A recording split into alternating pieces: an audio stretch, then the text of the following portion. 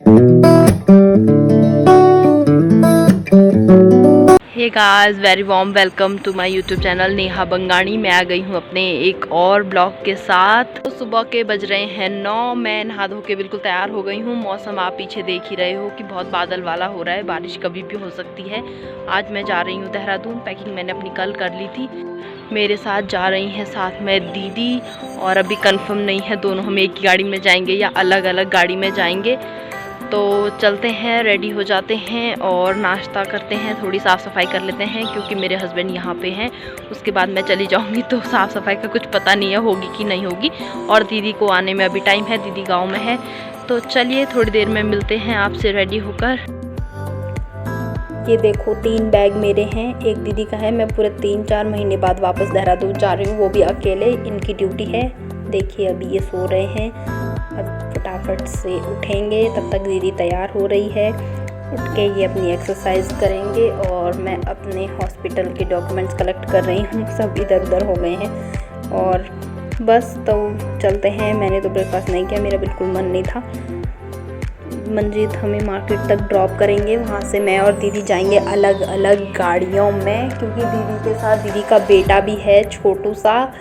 तो दीदी के कोई रिलेटिव है, उसमें सामान बहुत ज़्यादा है गाड़ी में, तो फिर इन्होंने मेरे लिए कहीं और गाड़ी में सीट रख दी थी। मुझे थोड़ी अपनी गाड़ी की साफ़ सफाई कर रहे हैं, तो चलो हम भी बैठ जाते हैं और चलते हैं। जब हम 12 दिसंबर में त्यूनी आए थे तो मतलब अच्छा लग रहा था, दोनों साथ आए थे।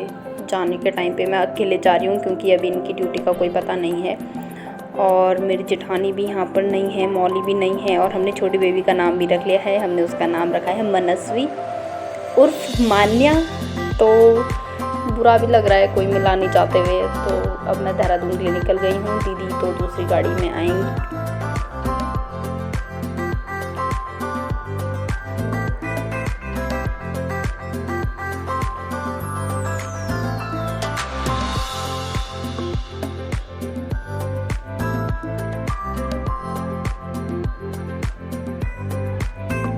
यहाँ बीच में थोड़ा काम हो रहा था तो पूरा हम आधा पौना घंटा रुके।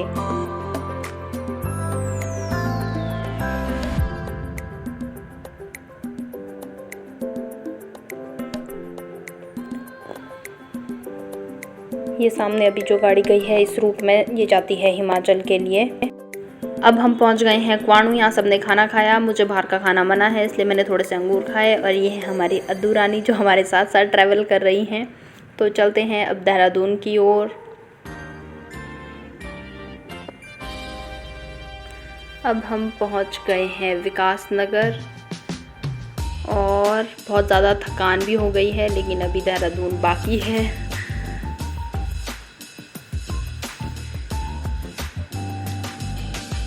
त्यूनी से देहरादून का सफ़र आपको पता ही है, बहुत ही ज़्यादा थकान हो जाती है, लेकिन क्या करें, ट्रैवल करना भी पड़ता है क्योंकि हमारा गांव वहाँ है और ड्यूटी मंजीत रावत की यहाँ है। तो बस अब हम पहुँचने वाले हैं देहरादून। देहरादून हम पहुँच गए हैं। ये विज्ञान धाम प्रेमनगर की तरफ है। तो बस अब मन कर रहा है कब मैं रूम में पहुंचूं और कब जाके सीधे लेट जाऊं, क्योंकि बहुत ज़्यादा मेरी कमर दुख गई है बैठ बैठ के।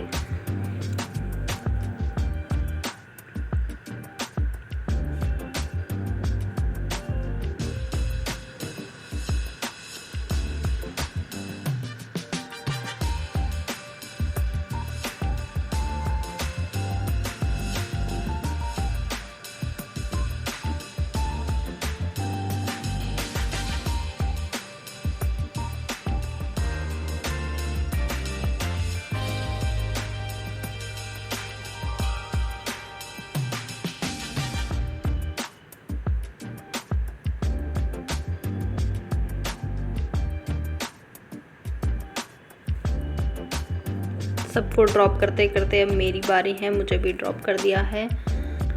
सोचा था कि जाऊंगी और सीधे मैगी खा के सो जाऊंगी, लेकिन यहाँ धूल बहुत ज़्यादा हो रही थी। बहुत टाइम से भैया भी नहीं है यहाँ पर, तो हवा से धूल धूल हो रही थी। देखो नीचे कितनी मिट्टी जमा हो रखी है। भैया भी लगभग 6 मार्च से नहीं थे रूम पे। तो ये हालत आप देख सकते हो, हवा से गंदगी हो रखी है।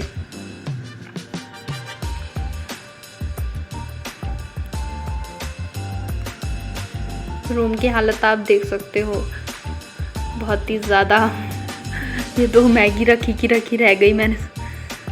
बस ये मेरा रूम है जिसको कि मैं साफ़ सफाई करूँगी, फिर आपको दिखाऊँगी पूरा रूम। फ़िलहाल मैं आपको अपने रूम की हालत दिखा रही हूँ, है ना। क्या होता है ना, जब खुद नहीं रहते हैं ना रूम पे, जेंट्स रहते हैं, तो फिर ऐसे ही होता है रूम का हालत ख़राब।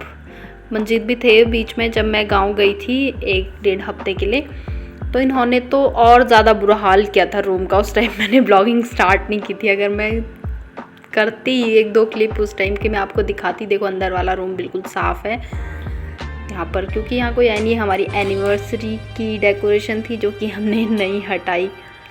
और बस धूल हो रही है, बाकी तो ज़्यादा कुछ है नहीं। ये यहाँ का बल्ब फ्यूज़ है, मुझे लगा लाइट नहीं है, फिर मुझे ध्यान आया कि पीछे वाले रूम पे तो लाइट थी। और ये वॉशरूम है, इसकी हालत भी देख लेते हैं। हाँ, वॉशरूम तो साफ़ है, थोड़ा बहुत धूल है। देखो वो तो ऊपर से जो वेंटिलेशन वाली खिड़की है वहाँ से धूल आ जाती है। तो ये सब देखने के बाद तो मैंने सबसे पहले ये बर्तन धो लिए, जो कि बहुत ही ज़्यादा गंदे हो रहे थे। और अब मैं बहुत ज़्यादा थक गई हूँ। चलते चलते मैं आपको दिखा देती हूँ। मैंने मीशो से कुछ चीज़ें ऑर्डर की थी, जो कि मैं जब यहाँ नहीं थी तब की थी। तो ये अभी मैं अनबॉक्स कर लेती हूँ। ये मैंने सीज़र लिया था, ये 118 कुछ का था, लेकिन मुझे 98 की पड़ी है। तो अच्छा है, मतलब अच्छा प्रोडक्ट अच्छा लगा मुझे, ऐसे हल्के वाला बिल्कुल भी नहीं है। और दूसरी चीज़ मैंने लिए थे ये प्लास्टिक कंटेनर, जो कि एयर टाइट कंटेनर है। ये मुझे 345 या 339 के अराउंड पड़े थे, लेकिन मुझे बहुत अच्छा आया ये भी। मतलब ये बहुत पहले आ चुके हैं, लेकिन मैं आज ही आई हूँ घर से, तो बस मैंने ये अभी देखा कि ज़रा कैसे आए हैं, लेकिन थैंक गॉड बहुत अच्छे आए हैं। तो चलिए मिलते हैं एक और ब्लॉग में। अभी बहुत ज़्यादा थकान हो गई है, तो मेरे चैनल को सब्सक्राइब कीजिए। Bye bye.